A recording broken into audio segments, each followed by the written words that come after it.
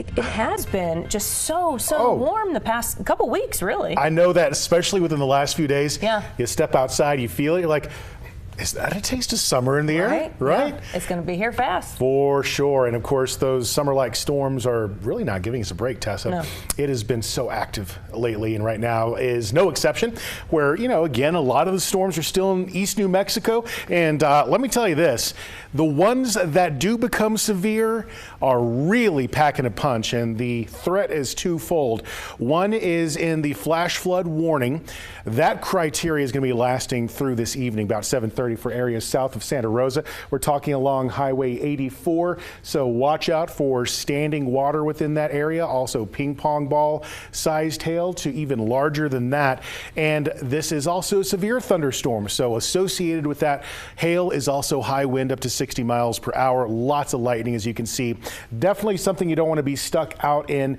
And what's making this particularly dangerous is the storms are moving slowly, so that means that flooding can happen with more rain. And also, you can sort of see that these three storms here, there's one forming here at the back, sort of becoming a train of storms. That's what we call training, quite literally. And whenever you get storms hitting the same area over and over, that's where that flood threat comes from. So something we're going to be watching very closely in the Santa Rosa area, out toward Fort Sumner, just getting past a storm, now moving out toward mostly rural areas. But from Oscaro up there toward Raton, we are continuing to see isolated thunderstorms. No severe weather there yet. And also the flood threat is something we're going to have to monitor every single day with every single storm at the Hermit's Peak Calf Canyon burn scar.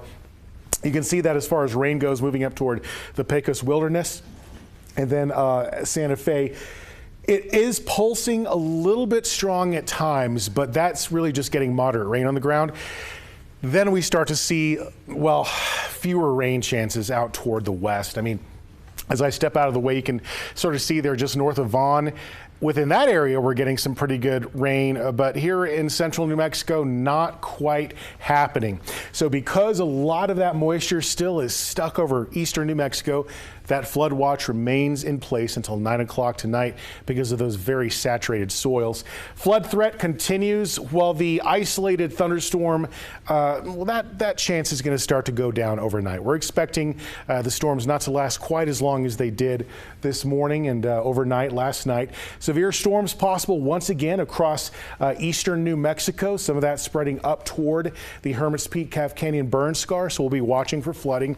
Otherwise, widespread showers across northern and eastern New Mexico as we get both towards Saturday and for Sunday. And it's within Sunday to Monday that those rain chances start to spread to other areas of New Mexico. So that means a little bit further west, central portions of the state. And Tuesday looks to be about the day where we will be seeing the best rain chances for most of New Mexico. So if you've been waiting on rain and have been disappointed, just give it a few more days. Those chances at least are going up. Tomorrow, 90 degrees for Roswell. Those chances for rain continue at 20%.